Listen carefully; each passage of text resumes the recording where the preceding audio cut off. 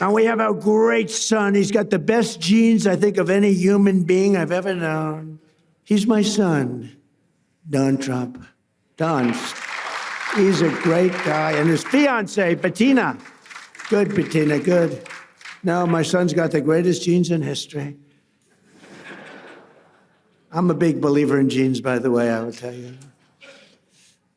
My daughter, Tiffany, and her husband, Michael, my beautiful daughter, great, and they have a new child, the most beautiful guy we've seen, right? Blows us all away, right? He's great. Thank you for being here. And countless other business leaders. We have so many friends of mine here, so many business leaders, but we can't go on because we have a couple of moments more to discuss the world and the economy. Over the past 14 months, the Trump administration has achieved perhaps the most dramatic one-year turnaround of any nation in all of history. A short time ago, a man that we just discussed, the king, the future king of Saudi Arabia, and I also love the king of Saudi Arabia, what a man he is. When I was there, we bonded. He would grab me to get up. He was a little frail at the time, and this was a long time ago, and he's still doing well. And he'd grab my arm to get up when I was sitting next to him. And they said that's the only time he's ever grabbed anybody. He would grab me all the time. And I said, I think he likes me. And he did like me, and he still likes me, and he's a great man, and say hello to him. He's a great guy with a great son. But a short time ago, we were together, and he looked at me, and he said, you know, it's amazing. 1 year ago, you were a dead country. Now you're the hottest country anywhere in the world. He didn't think this was going to happen. He didn't think he'd be kissing my ass. He really didn't. He thought he'd be just another American president that was a loser, where the country was going downhill. But now he has to be nice to me. You tell him he better be nice to me. He's got to be. But it was really something. He said, though, he said, you know, it's amazing, President, because he's a very smart, but a regular kind of a guy. He said, you know, it's amazing, President. A year ago, in that case, it was a year and a half. It was 6 months ago. But a year ago, you were a dead country. Now you're literally the hottest country anywhere in the world. And that was before we beat the hell out of Iran. You know, now I think he's got to say even better. I think we have to up it. But he's fantastic. And everything we do, we're working to make America the #1 place on earth to do business. We passed the largest tax cuts in American history, including no tax on tips, no tax on overtime, no tax on Social Security for our great seniors. We provided 100% expensing and bonus depreciation so that anyone who wants to build a factory can deduct the entire cost of equipment and the entire factory in the first year. That used to take 38 years to do. You'd take it little drips. Now it's done. And you know, a lot of people remember that my first 4 years was the most successful time we've ever had financially in the history of our country. We had an unbelievable success, but this is much better. And by the way, when this war ends, it's going to be like a rocket ship. I thought we were going to go down more, and I thought oil prices were going to go up higher than they are now. It's not finished yet. I'm not saying it's sort of finished, but it's not finished. It's got to be finished. And I thought that we would see a bigger drop in stock. Hasn't been that bad. You know, it's sort of crazy. I hit 50,000 on the Dow. People said that wouldn't be possible within 4 years. I did it in 1 year. And then we hit 7,000 on the S&P. People said that's even harder than hitting 50,000 on the Dow. And I did that in less than 1 year. Toward the end of the year, both of them, we broke every record, every stock record we broke. And you're big beneficiaries because so many of you invest in the United States, and keep doing it because it's going to be a rocket ship. You watch. But then I said, all right, do I have to do this? We have a country that's sick and demented, and they have a nuclear weapon, or they want to have one. They were very close to getting it. Remember, they were 2 weeks away. They were 2 weeks away. If we didn't hit that, I call it the nuclear dust. I use the term nuclear dust. If we didn't knock the hell out of them, they would have had a nuclear weapon within 2 to 4 weeks, and they would have used it on you and on Israel and on everyone else. And I said, we really do have to stop. and go on a little different journey for a little while and take them out and then go back to life. And that's what we did. And we did it violently. We did it powerfully. We did it with the respect of the world. And we helped a lot of allies. And we learned about other allies. We learned that other allies weren't there. We didn't need them, but they weren't there if we did need them. And that's going to be very costly for them. The stock market has set 53 all-time record highs since the election, adding $9 trillion in value to America's savings and retirement accounts and 401ks. Everybody's benefiting by this. And more Americans are working today than at any time in the history of our country. At any time. To me, that's the number one stat. More Americans are working today, by far, than at any time in the history of our country. And in 14 months, we've lifted 3.3 million Americans off of food stamps. That's a record. And Biden and his allies wrecked our country. They wreaked havoc on our economy, and they gave us the worst inflation in American history. Under Trump, during the last 3 months of 2025, we got core inflation down to 1.6%. And right now, the average tax refund for filers, because of the great big beautiful bill, has been close to $5,000. It's a lot of money for a family. And this, when I'm talking to Saudi Arabia and I'm talking about $5,000, they look at me, 5,000? That's like a penny, right, David? That's like a penny. Saudi Arabia is not into $5,000, but it's Saudi Arabia. I just want to ask, are the Saudis impressed by the fact that a family has saved $5,000? I know they're looking like, what the hell is 5,000? Their shoes cost them more than 5,000. But that's the way it goes. We're talking about the real world. In his entire term, Joe Biden, I have two terms for him, Crooked Joe and Sleepy Joe. It's always been pretty, I do sometimes a poll, which is a more accurate term, sleepy or crooked, pretty much even. I like sleepy. In his entire term, Sleepy Joe Biden got less than $1 trillion of new investment in the United States, a lot less. And in our first 11 months, 12th month is coming, it's going to be big, we did $18 trillion. Think of it, less than $1 trillion for 4 years. In 11 months, we did $18 trillion. And we have factories being built all over the country at a level that's never been seen before. And a lot of that has to do with the fact that I allow these plants and everything to build their own electricity. Well, we need big electricity. They're all building their own electricity. But a lot of it has to do with the tax bill. A lot of them, because it's really the biggest tax reduction bill in history, the great big beautiful bill.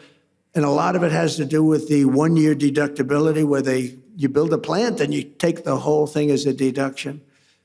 I did that in my first term also, but I had it for 1 year. Now I have it for 10 years. So it's pretty amazing, and it's pretty amazing what we're seeing. But it all started with our historic visit to the Kingdom of Saudi Arabia. My first visit was to the future king. And on that first foreign trip of my presidency last May, the Crown Prince announced that Saudi Arabia would be investing an incredible almost $1 trillion in the United States, which he later increased. As just a few examples of these new partnerships, Oracle will be building a $14 billion worth of cloud computing and AI infrastructure in the kingdom. I didn't know that, David. We have to talk to your father about that. Why isn't he doing it here, David? I'm very upset with you. And by the way, David has done a very good job. David Ellis said he just had a very big win. And your father's very proud of you because your father said, that's a tough one. And you got it done. It's going to be a great success. You're going to be a great success. You're going to blow away your father. And he'll be very happy about that because he loves you. But it's a great family, great family. Say hello to him, okay? You're going to have a big, big success with the deal he made. Boeing is selling dozens of 737 airplanes in a deal valued at $4.8 billion and supporting approximately 20,000 U.S. jobs. And during our trip, the United States and Saudi Arabia, and I must say also Qatar, we visited, they were fantastic. And UAE, we visited, they were fantastic, all three of them. We took in a total of almost $3 trillion from just those three countries. But Saudi Arabia signed the largest defense sales agreement in American history, nearly $142 billion of the finest military equipment anywhere in the world. We make the best military equipment in the world by far. Nobody's ever figured out the Patriot. I mean, when you can shoot down 101 out of 101, that's good stuff, right? And those suckers are traveling at 2,000, Mr. Minister, 2,500 miles an hour. You better hope you don't have chokers sitting behind that desk. Because if they're about 1 second late, that's the end of it. You know, you say, well, we missed them. They're coming. When I hosted the Crown Prince at the White House last fall, we officially designated the kingdom as a major non-NATO ally, first time. And for the very first time, we agreed to sell Saudi Arabia perhaps the most capable fighter jet ever built, the F-35. The F-35 is amazing. And we sell them very sparingly. We don't want other people to have them. I'm confident that this partnership and so many others around the world will continue to grow and thrive because under President Trump, America once again fights and competes for one thing. We fight to win. We fight for justice and we fight to win. We don't fight to be politically correct like we did under other presidents where we fought to just keep fighting and fighting and fighting. And, you know, when I took out ISIS, I was told by generals it would take 4 to 5 years. And I met General Raisin Kane, who's our top person, head of the Joint Chiefs of Staff. I said, if I ever do this thing again, if I ever get in, I'm putting that guy as the head of the Joint Chiefs of Staff. I went to see him in Iraq, and I said, why is it taking so long to destroy ISIS? We have the best weapons in the world. And I understood why, but I had generals, I call them the television generals. They weren't any good. Mattis, Milley, they weren't any good. They were lousy. But they said, sir, it will take about 4 years. When I went over and I met General Kane, I said, how long will it take? 4 weeks, sir, you'll have a lot of time left over. I said, wait a minute, did you say 4 weeks? 4 weeks, sir. It'll take 4 weeks. You'll have a lot of time left over. That's our new head of the Joint Chiefs of Staff. And he said, how do you do that? Well, sir, we were only able to fight from this one very far away location because nobody wanted to use all of our portable runways that we have all over the Middle East. We have portable runways, can you believe it? We have everything. But nobody wanted to use them because they didn't want to insult the country where the runway was located. I said, they wouldn't even know. Do you think some country's going to know when we have jets taking off? They don't know. He said, well, I agree with you, sir, but whether they know or not, who cares? He said, so we have about 17 locations that we could take off. From this one, it took 8 hours to get to the destination. By the time we got there, we had to refuel all the time, and we had to come back. He said, but we have 17 different locations, sir. And, sir, we're going to hit them from the left. We're going to hit them from the right. We're going to hit them from the east and the west. And we're going to hit them from above. And you could see he was getting crazy. And I said, what's your first name? He said, Raisin, sir. What do you mean, Raisin? My name is Raisin. He said, you mean your name is Raisin Kane? And he said, yes, sir. You're the guy I'm looking for. I've been looking for you for 4 frickin' years. I found Raisin Kane. His first name is Dan, but his nickname is Raisin. And I love that. I loved Raisin Kane. And I said, if I ever get in, this was before I decided to even run. I said, if I ever run and if I win, that guy's going to be the head of the Joint Chiefs of Staff. That's exactly what happened. And he was all for me, and I'm all for him. But he's a great general. He's like one of these football coaches that's great. You know, there's some great ones, Johnny, right? And all they do is they sit, their wives are complaining, everyone's complaining. They never go, they don't see anybody. They just go into the room and they study film and tape it. Then they go out and win, and everyone says, how come? And other guys are out there playing golf. They're not winning. And he's been great. And Pete Hegseth has been amazing. He's been amazing. Pete has done a great job. He was born for it. I really believe he was born for it. We have a lot of great people. We have a lot. We had a great first 4 years, but the people we have now, you know, look, when I won, I'd never done it before. I ran. Everyone thought I was doing it for fun. Even Steve Witkoff, he said, "You're doing it for fun, right?" No, I guess. I don't know. I didn't know what I was doing it for. Maybe. But they all said, no, he's going to run. And in September, he's going to have a lot of fun. He'll drop out. And then the debates came, and I did good in the debates. And we're knocking people off, all senators, governors, mostly senators and governors, all professional politicians, smart guys. You can't be stupid and be a senator or a governor. It doesn't work that way. Other than Biden, he got lucky. He was in a room. They locked him in a room, and he never got to talk. So but that's a whole other story. But I ran, and then all of a sudden, there were 18 people, including me. Then there were 15. Then there were 12. Then there were 9. Then there were 6, 5. It's like a rocket ship. 4. And then all of a sudden, I won. But I never did it before. I went to Washington. I said, I've only been here 17 times, and I've never slept over. I didn't know anybody. So I had to take recommendations from rhinos and some good people. I mean, there were recommendations, and some were really good. I mean, I had some great people. Look, I rebuilt our entire military in the first term. We got the largest tax cuts in history, the largest regulation cuts in history in the first term. We did good, but I didn't have the same people generally. But I went home and I watched this thing closely. And by that time, I knew the good, the bad, and the ugly. I knew the good ones. I knew the bad ones. And when I came back, I picked great people. We have an unbelievable, we're talking military now, but we have an unbelievable group because I got to know it. I was never in Washington. You know, it's hard. I never ran for class president. All of a sudden, ladies and gentlemen, your next president of the United States is Donald Trump. I said, really? I never did this before. Johnny, I said, how the hell did this happen, right? But it did happen, and we had a great first term.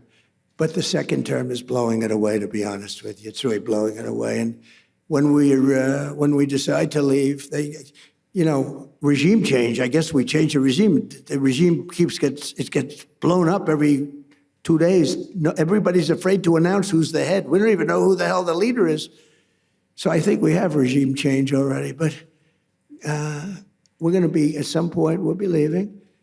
And I think you're going to see a rocket ship because we won't have that dark cloud hanging over our head, Steve, right, that we did before, which was a nuclear-armed, sick country of Iran, because it might have affected your country, Saudi Arabia, and the others, and it certainly affected Israel more than anybody, the hatred they have for Israel, but it also affected us because with modern-day equipment, they can fly. And how about the fact that they flew a missile 2,700 miles the other day? They didn't say they had that. Nobody knew they had that. Went 2,700 miles. So we learned a lot, but we're determined to have the best technology, the brightest minds, the greatest businesses, and the strongest economic and security partnerships of any nation, anywhere in the world. And for this reason, we're also committed to ensuring the United States remains number one in artificial intelligence. We're doing great. We're leading China by a lot, and I'll not allow radical left maniacs to sacrifice American AI leadership to red tape or political correctness. It's going good. We're doing really well. We're building factories all over America, the biggest in the world. And in America, we don't fear the future. We invent the future. We're really inventing the future. We have the most brilliant minds.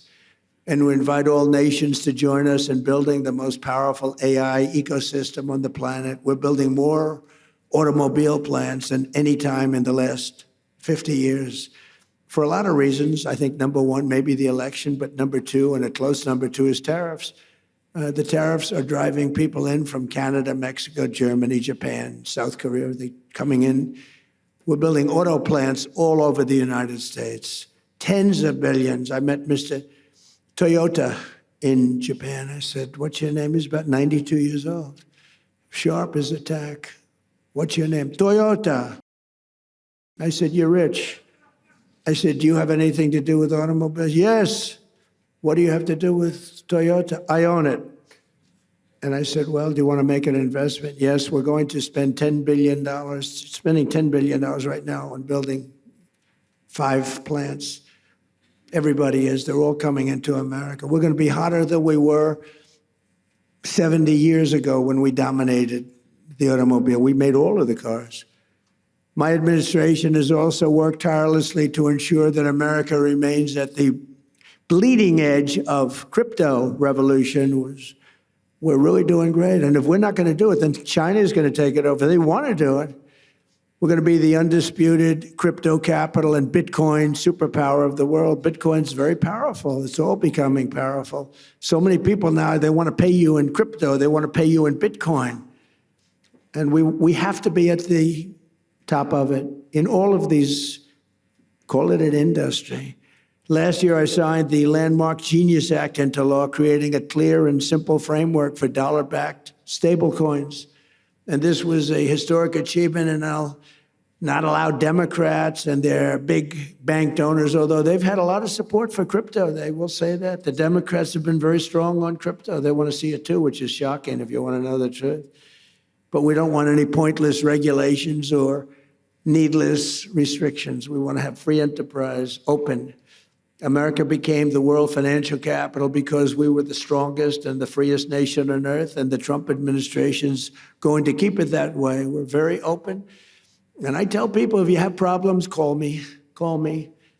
And some of them are amazed I actually take their call and get their problem solved. For 4 long years, our country was pushed to the brink of destruction by radicals and thugs and stupid people who punished success, pillaged our economy, dismantled our borders, and surrendered our strength. But today, all of that is behind us. Our country is prospering again, I think, like never before. I would say, it's amazing. I knew I'd do it. I didn't know I was going to do it. I had no idea it was going to be this fast. But you never know. I had no idea I'd be going into Iran. I didn't think we'd have to do that. But it turned out we did, because they became more and more radicalized and more threatening. Our economy is booming again, and America is respected again all over the world, perhaps like never before. With the help of business leaders, innovators, allies, and partners like those in this room, incredible people in this room, incredible success stories, the most successful people in the world. We'll seize every opportunity, overcome every challenge, defeat every threat, and America and our allies will thrive and prosper and win like no nations have ever won before. You're going to win like you've never had before. So I want to just thank everybody very much, and I'm asked to take a few questions. And unlike other politicians, they would like the questions screened. I don't ask for screening of the questions. You can ask me anything you want. You can talk sex. You can do whatever the hell you want. I'm here for you. Whatever question you want, you can ask. So do you want to do that? Do we have some people handling this? Here he comes. Look at this man. Very powerful man coming up, ladies and gentlemen. We'll take some questions. Good. Thank you. Thank you very much, Mr. President. Thank you so much. And thank you for accepting to take 5 questions. We don't want to take too much of your time. So let's talk about business. In one sentence, where should the world invest in America right now? Say it, what? Where should the world invest in America right now? Well, look, the one that they're going crazy about is AI. Now, sometimes you'll say, let's go the opposite, because I've seen it. Everyone goes, but AI is going crazy. AI, so my family, we made Don, the whole family. Erica's doing a good job. All of us, Ivanka, we liked real estate. When you can make money in real estate, it's a great business. But I see some of these guys come into my office, they're wearing a T-shirt and they're 24 years old. Dad, he's got a net worth of $24 billion. I said, you gotta be kidding. Off a little contraption. So, but the money seems to be, right now, AI. And also, if you're in school, like you're going to the Wharton School or the Stern School or any of these great schools, the numbers that they're paying to go into that business is incredible, where you see people getting a $10 million bonus to sign, like baseball players or football players. We're giving you a $10 million. I hate to say because it sounds ridiculous, but there have been some $100 million bonuses paid to sign. So I think probably if you're going to say one thing, AI, and just hope that it works, right? You better hope. So, Mr. President, what is the one leadership trait the world is missing right now? What is missing in leadership? Well, it's winning. You got to win. You know, I've watched a lot of people, leaders, great leaders. And, you know, the one thing about sports is you break it down into, you know, a 2-hour period, something nice. You don't have to wait a lifetime to find out is somebody a winner or a loser. You got a lot of losers, mostly losers, fortunately. It's a good thing to have a lot of losers. I always like to hang around with losers, actually, because it makes me feel better. I hate guys that are very, very successful and you have to listen to their success stories. I like people that like to listen to my success. But I find, and I found this, and I'm only kidding, I want to say that, sort of. But I find that people that win, it's much easier to lead when you're successful and you win. You know, Vince Lombardi was a very tough person, a very tough football coach. He was sort of a violent guy, actually. I knew him. But he won, and he got away with things because he won. You know, I used to say, if you win, winning helps you to become a better leader. People follow you if you win. And not everybody can win. Some people win, and some people don't win. But when you win, it's a lot easier to lead. Talking about winning, Mr. President, the world is entering in a new economic era. Who do you think are the winners and who do you think will be the losers? Are you talking about as nations? Yes? Well, or sectors? The United States right now is the hottest country anywhere in the world, by far. And we've done it very quickly because we have a good system. Now, it's somewhat radicalized because the Democrats are really holding us back, and you better hope they don't get in because they'll destroy a lot of what we've built. But right now, the United States, as the king, future king of Saudi Arabia said, we're the hottest country anywhere in the world. I must say, I respect China greatly because it's amazing that with a system that in theory shouldn't work, you know, we go to school and we go to the best business schools and we do well in those schools. And we read about free entrepreneurship, and we read about all of these different things. But you look at China, how well they do, how well they manufacture. I mean, they manufacture cars so many that they actually have a contest for who can manufacture the least cars because they have so many cars. You have to have great respect for China for the job they do. Like them or not like them, you have to respect them. So precisely, you will be going to China in May.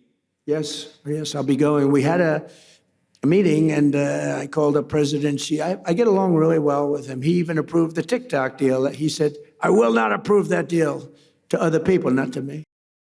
And I thought it was good if we could keep it going. I like it because I'm the #1 person on TikTok. Can you believe it? I put a chart up there, another chart. You want to put another chart up? Like we did with fake news, CNN. I said, you know, let's see what happens. So we got a group of very big investors, the biggest investors, and they really wanted to buy TikTok. And I did very well on TikTok in the election. I won the youth. You know, I did tremendously well with youth because of TikTok and other things, certain interviews, et cetera. But I did very well. And I sort of developed a liking for it. And I was told that it will never be approved by China. You had to get approval. And I didn't really care. And then it got to a point where all of these very successful people were willing to pay a lot of money for TikTok. And I called up President Xi. I said, do me a favor. Will you approve it, please? It's good. It's good for China, good for us, good for everybody. Would you do me a favor? I know you said it was a hard no. And I said, I know you said no to everybody, but you haven't said no to me. Would you do me a favor? Would you approve it? It's good for China. It's good for us. You have a lot of big investors. They're investing in China also. They have a lot of money in China. I would appreciate it. He said, okay, I'll do it. Nice. It was very nice. And they bought TikTok, and it's going to do good. And it was done with the consent of China. We get along well with China. You know, China used to take big advantage of us, but they don't take advantage of us anymore. Now we compete very nicely with China. We put tariffs on China. The tariffs got too high. At one point, they were up to 145%. You know, I was saying, nope, put tariffs on that, put tariffs on for fentanyl, add 20%. And then one day I said, what's China paying now? Sir, they're paying 145%. I said, 145? That's crazy. I got a little carried away. So I got him down to 100. Then I took him down a little more. And I'll never forget, I took him down a little bit from 145 to 100. And the fake news said, Donald Trump collapses in China. They're paying 100%. Nobody pays 100. So anyway, we got it down. And now we have a great business relationship with China. I've always had a good relationship with President Xi, except for the COVID situation, because I wasn't thrilled about that. He wasn't thrilled either, by the way, but I wasn't thrilled. But I have great respect for him as a leader. And we had a deal. I was going there, and I didn't want to go during the war. I said, look, you know, we have a thing called a war, or as they would rather say, a military operation. This is for legal reasons. I say military, because as a military operation, I don't need any approvals. As a war, you're supposed to get approval from Congress, something like that. So I call it a military operation. But we have that going along, and I'd like to delay it. So we delayed it a few weeks, so I'll be going very shortly. Mr. President, we have few leaders here, business leaders from Africa. And of course, we have His Excellency, the President of Sierra Leone. What is your vision about Africa today? Well, I tell you, it's got tremendous potential. Now, I've been hearing about this for a very long time, and I have a lot of friends that have bet the ranch on Africa. They're very smart. It's got tremendous earth. It's got tremendous value underground, which is a very important. So do we. So does America. We have the most oil and gas and coal and everything of any nation on earth. It's a big advantage. But Africa has tremendous value in its land. And if they can unify and get together, I think it's got tremendous potential. I have a lot of very smart friends that they're putting everything into Africa. What do you think, Mr. President, is today the biggest mistake that leaders are making right now? Not sticking together. I think that NATO made a terrible mistake when they wouldn't send a small amount of military armament, when they wouldn't send just even acknowledge what we were doing for the world and taking on Iran.